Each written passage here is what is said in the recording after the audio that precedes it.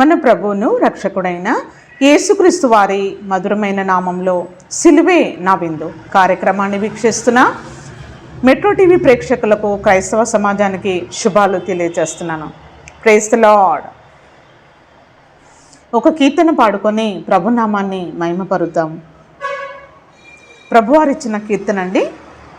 నా ప్రాణమా, నా సర్వమా, నా కీడమా, నా దుర్గమా, నా ప్రాణమా, నా సర్వమా, నా కీడమా, నా దుర్గమా, స్తుతికి కారణభూతుడా, నీ కృపాతిశయము తలపోయుదును ప్రభువా. నా ప్రాణమా, నా సర్వమా, నా కీడమా, నా దుర్గమా, ప్రార్థనా ఆలకించువాడా,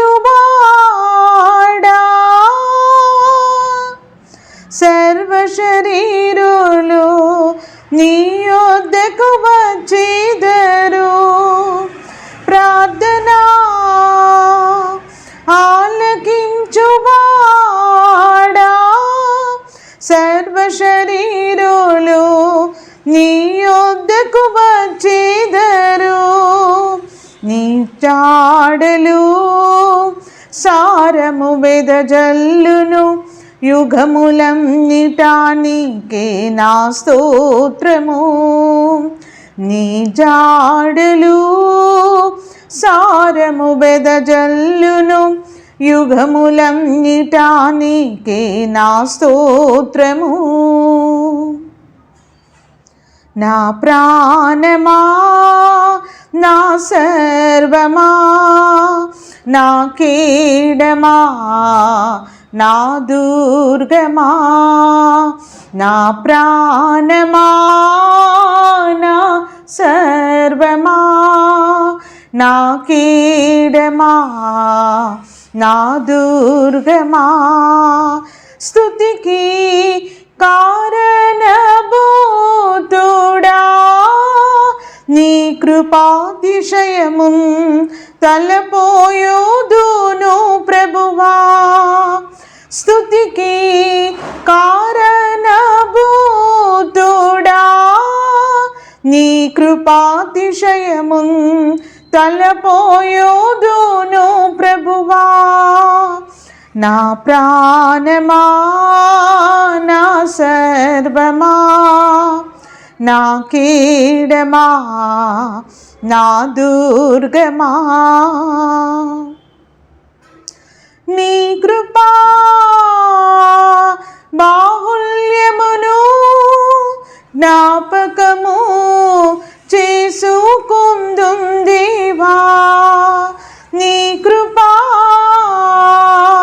బాహుల్యమును జ్ఞాపకము చేసుకుందుం దేవా.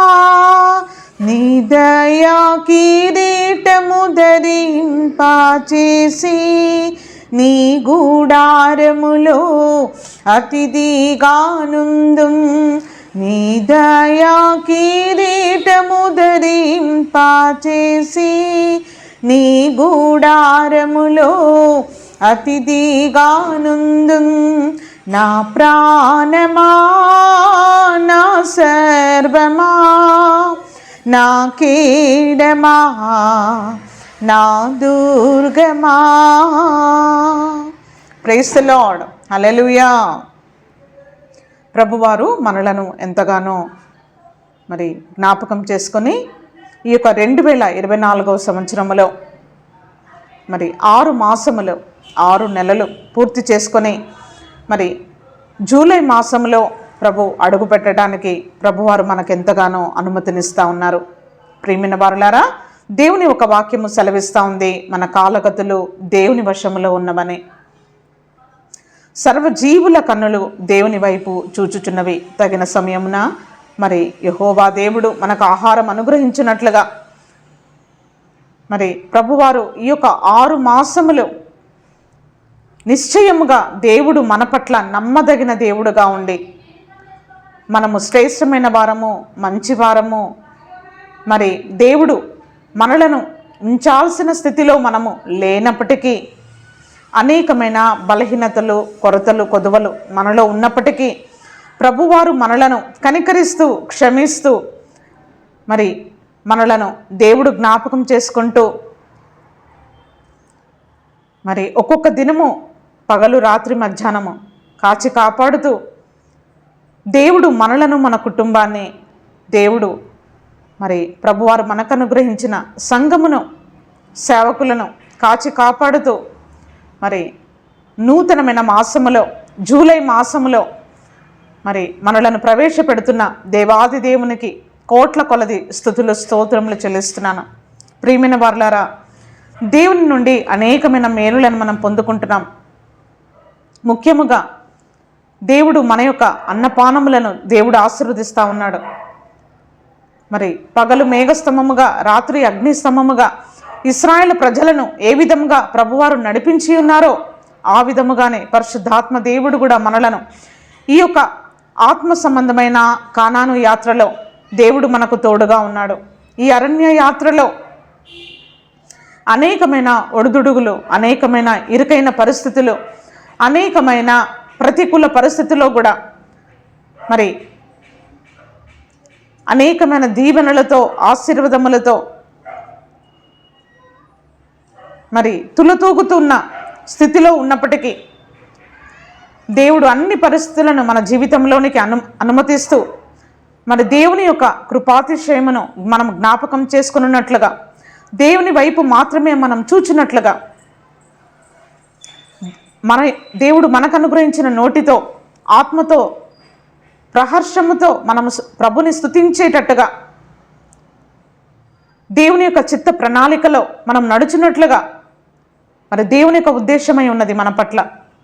ప్రియమైన వారలారా, మరి వీటన్నిటినీ మనము జ్ఞాపకం చేసుకోవలసిన అవసరం ఎంతైనా ఉన్నది. మరి గడిచిన 6 మాసములు నిజముగా అండి దేవుడు మనకు ఆయుష్ను, ఆరోగ్యాన్ని అనుగ్రహిస్తూ మనలను జీవింపచేస్తూ ఉన్నాడు. ముఖ్యముగా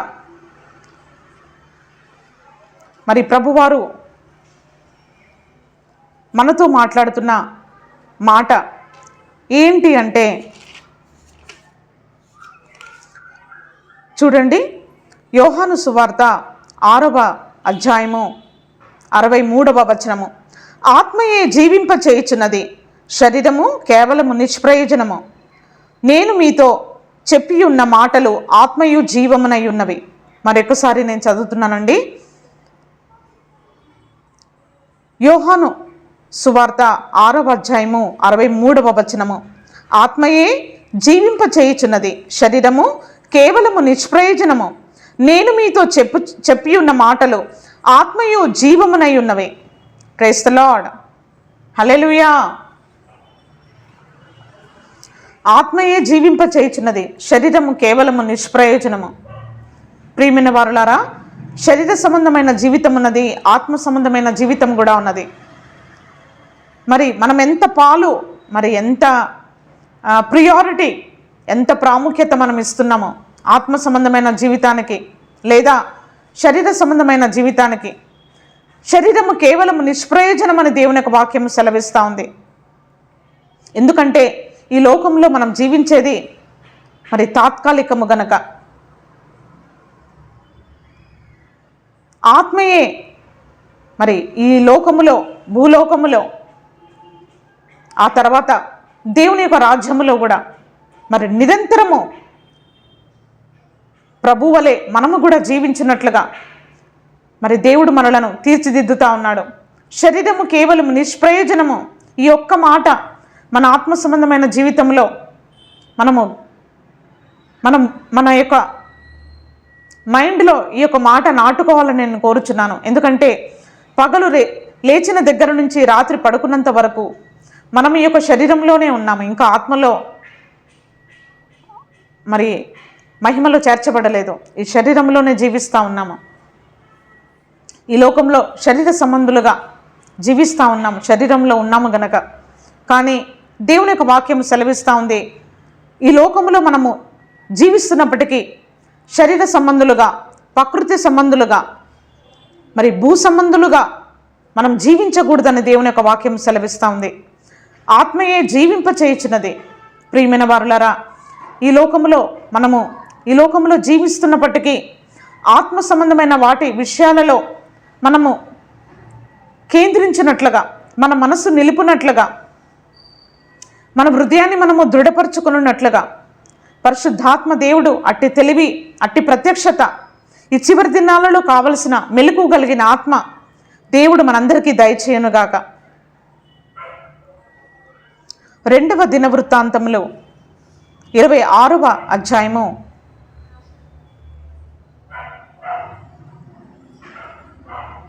1 నుండి చదువుకుందామండి. అంతటా యూదా జనులందరూ 16 ఏండ్లు వాడైన ఉజ్జియాను తీసుకొని అతని తండ్రి అయిన అమజ్యాకు బదులుగా రాజుగా నియమించిరి. అతడు ఏలతును కట్టించి రాజునకు తన తండ్రి అతని పితరులతో కూడా నిద్రించిన తర్వాత అది యూదా వారికి తిరిగి వచ్చినట్లుగా చేశాను. ఉజ్జియా ఏలను ఆరంభించినప్పుడు 16 ఏండ్ల వాడై 16 సంవత్సరములు యెరూషలేములో 82 సంవత్సరములు ఏలెను. అతని తల్లి యెరూషలేము కాపురస్తురాలు, ఆమె పేరు యొకల్యా. అతడు తన తండ్రి అయిన అమజ్యా చర్య అంతటి ప్రకారము యెహోవా దృష్టికి యథార్థముగా ప్రవర్తించెను. Praise the lord. ఇంకా కింద భాగంలో ఉండి, దేవుని ప్రత్యక్షత విషయం మందు తెలివి కలిగిన జకరియా దినములలో అతడు దేవుని ఆశ్రయించెను. అతడు యెహోవాను ఆశ్రయించినంత కాలము దేవుడు అతన్ని వర్ధిల్లింపచేసెను. Praise the Lord, praise the Lord, hallelujah. ప్రియమైన వారులారా, వెండి బంగారము దేవుడు మన యొద్ద నుండి కోరుకోవట్లేదు. సమస్తము దేవుడు మనకిచ్చినవే. దేవుడు కోరుకుంటుంది ఏంటి? దేవుడు మన నుండి ఏమడుగుతా ఉన్నాడు, దేవుడు మన నుండి ఏది ఇష్టపడుతున్నాడో అన్నది మనము తెలుసుకోవటము, అదేనండి దేవుని చిత్తం అంటే, దేవుని ప్రణాళిక అంటే. మరి యథార్థముగా ప్రవర్తించినట్లుగా మనం ఇక్కడ చూస్తూ ఉన్నాము. యథార్థముగా ప్రవర్తించటం అంటే 2 మనసులు కలిగిన వాడుగా కాక, తన హృదయాన్ని ఒక నిబంధన ప్రకారంగా, ఒక కట్టడ ప్రకారంగా తన హృదయాన్ని నియమించుకొని దేవుని యొక్క కట్టడలు, దేవుని యొక్క ఆజ్ఞలు, దేవుని యొక్క విధులు, ఏ విధంగా మన పితరులు ఏ విధంగా దేవుని యందు భయభక్తులు కలిగి దేవుని ఆత్మకు చోటిచ్చి పరదేశులుగా, యాత్రికులుగా ఏ విధంగా ఈ లోకంలో జీవించారో ఆ విధంగానే ఉజ్జియా రాజైనప్పటికీ మరి చాలా బాల్య దినాల్లోనే తను రాజుగా అభిషేకించబడ్డాడు. అభిషేకించబడినప్పటికీ మరి దేవుడు తన యొక్క రాజ్యమును ఎంతగా ఆశీర్వదించాడు అంటే, ఇంచుమించు మరి 82 సంవత్సరములు యెరూషలేం పట్టణాన్ని మరి తను రాజ్యము చేసినట్లుగా మనం చూస్తూ ఉన్నాము. యథార్థముగా తన జీవితాన్ని తీసుకొని వెళ్ళాడు. ప్రతి విషయంలో దేవుని ఆశ్రయించి దేవుని యొద్ద గోజాడుకొని, ఏ విధంగా జకరియా దినములలో దేవుని యొక్క ప్రత్యక్షతలు ఏ విధంగా కలిగి, మరి దైవ జ్ఞానము దేవుని యొక్క ఉపదేశంలో చూడండి, దేవుని యొక్క ప్రత్యక్షత విషయములందు తెలివి కలిగిన జకరియా దినములలో అతడు దేవుని ఆశ్రయించను. ప్రవక్తల కాలంలో ఏ విధంగా దేవుని యొక్క ప్రత్యక్షతలు, దేవుని యొక్క ఉపదేశము, దేవుని యొక్క తాత్పర్యము, సారాంశము రాజు యొద్దకు, ప్రజల యొద్దకు ఏ విధంగా వస్తుందో ఆ విధముగానే దేవుని యొక్క ఆశ్చర్యకరమైన సహాయాన్ని తన జీవితంలో పొందుకొని మరి అనేకమైన గొప్ప కార్యములు తన రాజ్యములో చేసినట్లుగా మరి కిందున్న భాగాలలో మనం చదివినట్లయితే మనం తెలుసుకొనగలుగుతాము. చూడండి 15వ వచనము. మరియు అతడు అంబులనేమి పెద్దరాళ్ళనేమి ప్రయోగించుటకై ఉపాయశాలలు కట్టించి కల్పించిన యంత్రములను యెరూషలేములో చేయించి దుర్గములను బురుజులను ఉంచెను. అతడు స్థిరపడు వరకు అతనికి ఆశ్చర్యకరమైన సహాయము కలిగెను గనుక అతని కీర్తి మరి దూరముగా వ్యాపించెను. ప్రియమైన వారులారా, దేవుణ్ణి మనం ఆశ్రయించినప్పుడు, దేవుని వెతికి దేవుని యొక్క సన్నిధానమును, దేవుని కృప మీద మనము ఆధారపడినప్పుడు దేవుడు నిశ్చయముగా ఆయన మనయందు శ్రద్ధ నిలిపిన వాడై ఉంటాడని దేవుని యొక్క వాక్యం సెలవిస్తూ ఉంది. ఇక్కడ ఉజ్జియా ఏ విధముగా దేవుని యందు భయభక్తులు కలిగిన వాడై యథార్థముగా తన జీవితాన్ని తన పితరుల వలె కొనసాగించుకొని భయభక్తులు కలిగిన వాడై దేవుని యొక్క సియోనులో నుంచి దైవ జ్ఞానమును పొందుకొని ప్రవక్తల కాలంలో ఉన్న టైం టు టైం యొక్క దేవుని యొక్క హెచ్చరికలు పొందుకుంటూ దేవుని ఆశ్రయిస్తూ తన రాజ్యమును ఏ విధంగా విస్తరింపచేసుకున్నాడో, శత్రువులను ఓడించటానికి అనేకమైన ఉపాయాలు కలిగిన వాడై మరి పట్టణాన్ని విస్తరింపజేసుకుంటా ఉన్నాడు. ప్రియమైన వారులారా, దేవుని యొక్క వాక్యం ఏమని సెలవిస్తూ ఉందంటే, ఎవరైతే మరి ఈ యొక్క లోకములో నీతిమంతుడైన నోహవు తన జీవితమును ఏ విధముగా మరి దేవుని యొక్క నీతితో భయభక్తులతో తన కుటుంబాన్ని కాపాడుకొని యథార్థముగా జీవించాడో, ఆ విధముగానే యోబు గ్రంథంలో రాయబడినట్టుగా 8వ అధ్యాయము మరి 4వ వచనములో, కావున వారు చేసిన తిరుగుబాటును బట్టి ఆయన వారిని అప్పగించునేమో, నీవు జాగ్రత్తగా దేవుని వెతికిన ఎడల, సర్వశక్తుడకు దేవుని బతిమాలుకొనిన ఎడల, నీవు పవిత్రుడవై యథార్థవంతుడవైన ఎడల, నిశ్చయముగా ఆయన నీ యందు శ్రద్ధ నిలిపి. ఉజ్జియా ఏ విధముగా యథార్థవంతుడుగా ఉండి దేవుడిని ఆశ్రయించాడు కాబట్టి దేవుడు ఆయనను ఏ విధంగా వర్ధిల్లింపజేశాడో తన జీవితాన్ని, తన యొక్క వృత్తాంతాన్ని మనం ఇక్కడ చూస్తూ ఉన్నాము. ప్రియమైన వారులారా, మన పితరులు ఏ విధంగా ప్రభుని ప్రేమించి వెంబడించి సేవించారో ఆ విధముగానే మనము కూడా మన జీవితంలో దేవుని వాక్యాన్ని ఆలకించి దేవుని వాక్యాన్ని మన హృదయంలో చొచ్చుకొని పోవునట్లుగా మన హృదయాన్ని మనం శుద్ధిపరచుకొని రెండు మనసులు కలిగి ఉండకుండా యథార్థమైన హృదయముతో మనం సత్యము కలిగి లోకములో మనం జీవించినట్లయితే దేవుడు నిశ్చయముగా అండి మన పితరుల యందు శ్రద్ధ నిలిపిన దేవుడు మన యందు ఆయన శ్రద్ధ నిలిపి తన ఆశ్చర్యకరమైన సహాయాన్ని ఆయన మనకు అనుగ్రహించు దేవుడుగా ఉన్నాడు. ప్రియమైన వారులారా, దేవుని యొక్క వాక్యము సెలవిస్తూ ఉన్నది. చూడండి, కీర్తనలు 36వ అధ్యాయము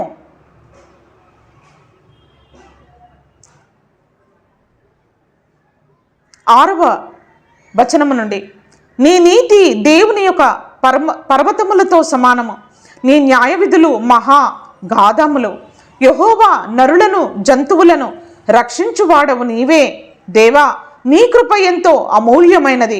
నరులు నీ రెక్కల నీడను ఆశ్రయించుచున్నారు.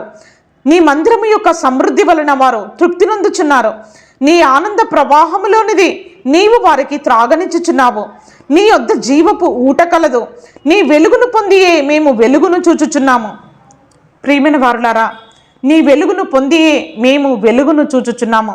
కనిపిస్తున్న ఈ సూర్యుడు కాదండి, ఈ సూర్యుడు మరి ఈ సూర్యుడు ఉన్నది ఎందుకంటే మనము జీవించటానికి, మనము అనేకమైన పనుపాటలు చేసుకోవడానికి.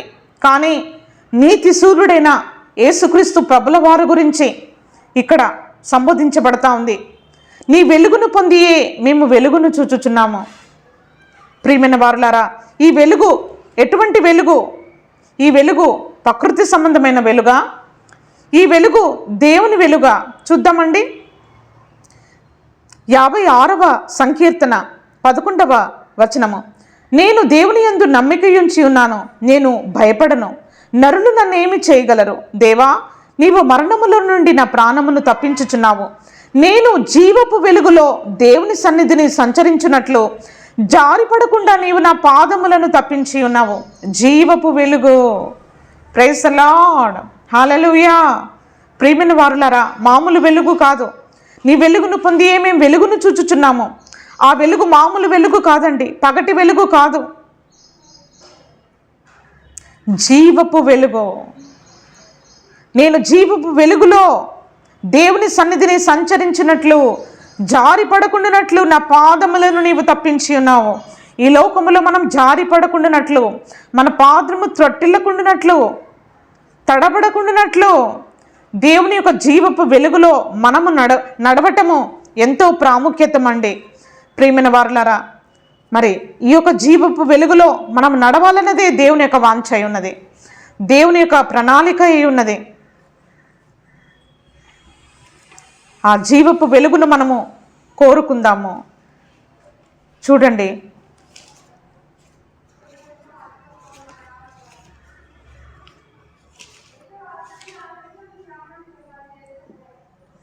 యోహాను రాసిన మొదటి పత్రిక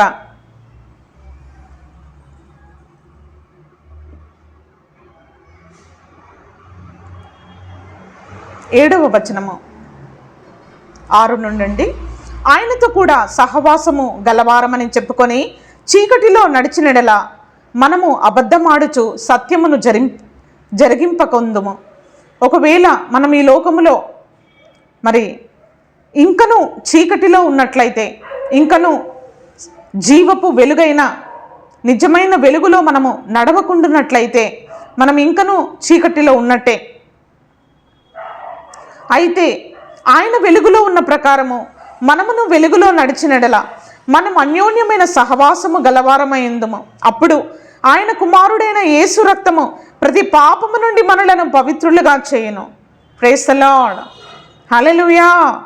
ప్రతి దోషము, ప్రతి పాపము, ప్రతి చీకటి, ప్రతి శాపము, మరణ భయము, దేవుడు వాటన్నిటి నుండి మనలను విడిపించగలిగిన వాడుగా ఉన్నాడు.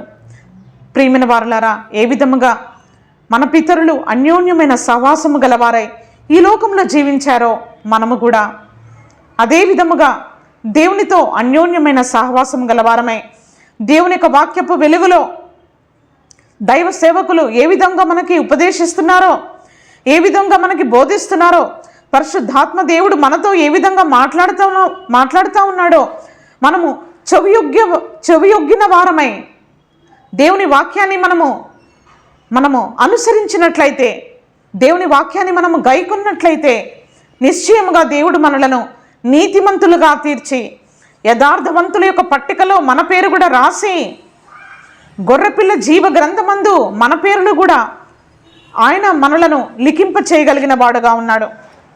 ప్రియమైన వారులారా, ఈ యొక్క జీవపు వెలుగులో నీవు నేను సంచరించాలన్నదే దేవుని యొక్క ప్రణాళిక అయి ఉన్నది మన పట్ల.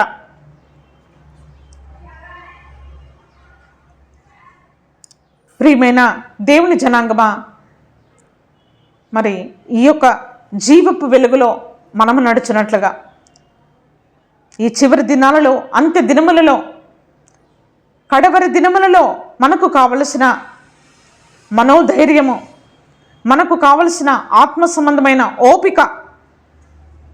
ఓపిక చాలా అవసరమండి. ఓర్పు ఆత్మయే జీవింప చేయుచున్నది, శరీరం కేవలం నిష్ప్రయోజనము. ప్రియమైన దేవుని జనాంగమా, నా హృదయపూర్వకంగా చేతులు జోడించి మీతో నేను విన్నవిస్తున్నాను. ఈ లోకములో మానవుడి యొక్క శక్తి ద్వారా, మానవుడి యొక్క బలము ద్వారా, మానవుడి యొక్క మరి కృప ద్వారా, మన యొక్క దేవుడు మనకు అనుగ్రహిస్తున్న శక్తి సామర్థ్యముల ద్వారా మనం ఈ లోకములో జీవించవచ్చేమో, కానీ మనము దేవుని యొక్క స్వరూపంలో మార్చబడాలి అంటే మనము సంపూర్ణ పురుషులుగా ఎఫెసీయులకు రాసిన పత్రికలో రాయబడినట్లుగా దేవుని కొరకైన మరి సమానమైన సంపూర్ణతలోనికి మనం ఈ లోకంలో ఎదగాలి అంటే, ఆ యొక్క పరిపూర్ణమైన స్థితిలోనికి మనం చేర్చబడాలి అంటే దేవుని యొక్క అన్యోన్యమైన సహవాసములో ఈ లోకంలో జీవిస్తున్నప్పటికే మనకు చాలా అవసరమై ఉన్నదండి. మనం ఎప్పుడైతే వెలుగులో నడుస్తామో, దేవుడు వెలుగై ఉన్నాడు గనక మరి ఈ వెలుగులో, జీవపు వెలుగులో ఈ లోకములో మనం సంచరించే వారముగా ఉంటాము. Praise the lord. నేను జీవపు వెలుగులో దేవుని సన్నిధిని సంచరించినట్లు ఈ లోకములో మనం సంచరిస్తామో, ఆ తర్వాత దేవుని రాజ్యంలో మనం వెళ్ళిన తర్వాత కూడా ఆయన యొక్క పరిశుద్ధమైన మహిమలో దేవుని వెలుగులో మనము సంచరించే వారముగా ఉంటాము. ఈ అనుభవాన్ని ఇక్కడ గడించుకోనకపోతే, ఈ యొక్క అనుభవాలు మనం ఇక్కడ అనుసరించకపోతే మనము ఆ వెలుగులో మనం ఎలా నడవగలుగుతామండి? ప్రైజ్ ది లార్డ్, హల్లెలూయా. దేవుని యొక్క కృప మన ఎడల అనుదినము విస్తరించబడతా ఉంది, అనుదినము విస్తరించబడతా ఉంది. దేవుని యొక్క కనికరము మన పట్ల విస్తరించబడతా ఉందండి. ప్రభు మన యొక్క ఆయుష్ను, ఆరోగ్యాన్ని అనుగ్రహిస్తూ మనలను ప్రభువారు నడిపిస్తూ ఉన్నాడు.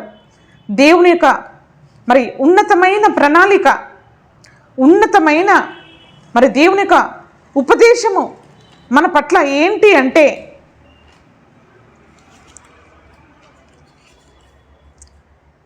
చూడండి,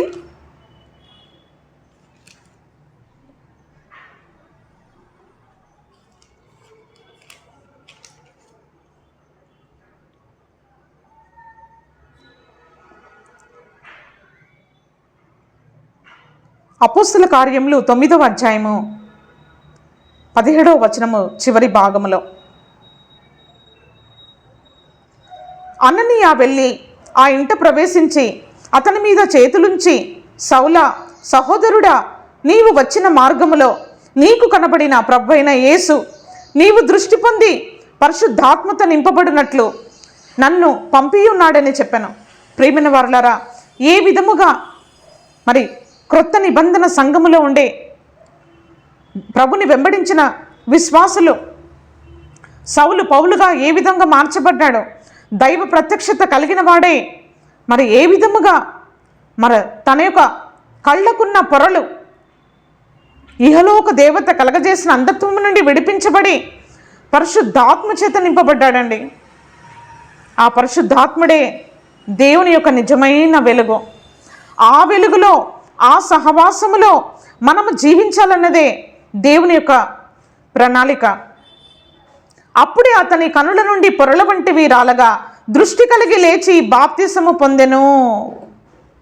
ప్రైజ్ ది లార్డ్. ఇహలోక దేవత కలగజేసిన అంధత్వము నుండి సౌలు విడిపించబడ్డాడు, పౌలు విడిపించబడ్డాడు, వెంటనే బాప్తిసం పొందాడు. ప్రియమైన వారులారా, ఇంకను దేవుని యొక్క వాక్యము సంపూర్ణంగా అనుసరించకుండా, వాక్యానుసారంగా బాప్తిస్మం తీసుకోకుండా ఉన్నట్లయితే, ఆత్మ సంబంధమైన నీటి మూలముగా, ఒకడు నీటి మూలముగా ఆత్మ మూలముగా జన్మించిన అనుభవమును గడించకుండా ఉన్నట్లయితే, ఆత్మ సంబంధమైన అగ్ని బాప్తిస్మం ఇంకనూ తీసుకొనకుండా ఉన్నట్లయితే, ఈ వాక్యము సహోదరుడా, సహోదరి, ఈ వాక్యము నీ కొరకే. ఏ విధముగా సౌలు యొక్క కనుల నుండి పొరలు కింద పడిపోయాయో, ఇహలోక దేవత కలగజేసిన అంధత్వం నుండి విడిపించబడ్డాక తన బాప్తిసం పొందాడు.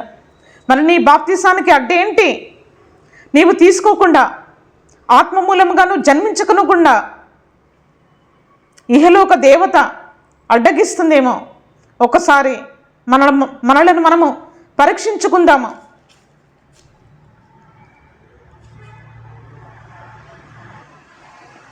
చూడండి, ఇంకొక వాక్యమును మనము చూసుకుందాము.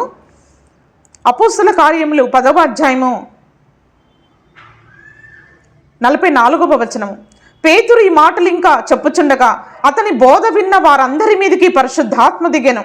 సున్నతి పొందిన వారిలో పేతురు కూడా వచ్చిన విశ్వాసులందరూ పరిశుద్ధాత్మ వరము అన్యజనుల మీద సహితము కుమ్మరింపబడుట చూచి విభ్రాంతి నొందిరి. ఏలియనగా వారు భాషలతో మాట్లాడుచు దేవుని గణపరచుచుండగా వినిరి. అందుకు పేతురు, మనవలే పరిశుద్ధాత్మను పొందిన వీరు బాప్తిసము పొందకుండా ఎవడైనను నీళ్లకు ఆటంకము చేయగలడా అని చెప్పి అక్కడ వారు బాప్తిసము పొందినట్లుగా మనం చూస్తూ ఉన్నాము. ప్రియమైన వారులారా, వారు ఏ విధంగా మరి పరిశుద్ధాత్మను పొందుకున్నారండి? దేవుని వాక్యము వింటా ఉన్నప్పుడే. ప్రియమైన వారులారా, మరి మనము కూడా ఈ చివరి దినాలు కాబట్టి సమయం చాలా తక్కువగా ఉంది కాబట్టి చూడండి, దేవుని యొక్క వాక్యము సెలవిస్తూ ఉందండి, నా మాట కాదు. అపోస్తుల కార్యములు 17వ అధ్యాయము 30వ వచనము. ఆ అజ్ఞాన కాలమున దేవుడు చూడనట్లుగా ఉండెను. ఇప్పుడైతే అంతటా అందరూ మారుమనసు పొందవలనని మనుషులకు ఆజ్ఞాపించుచున్నాడు. అందరూ అంతటా. ఒకప్పుడైతే ఆ అజ్ఞాన కాలంలో వినేవాళ్ళు వింటున్నారు,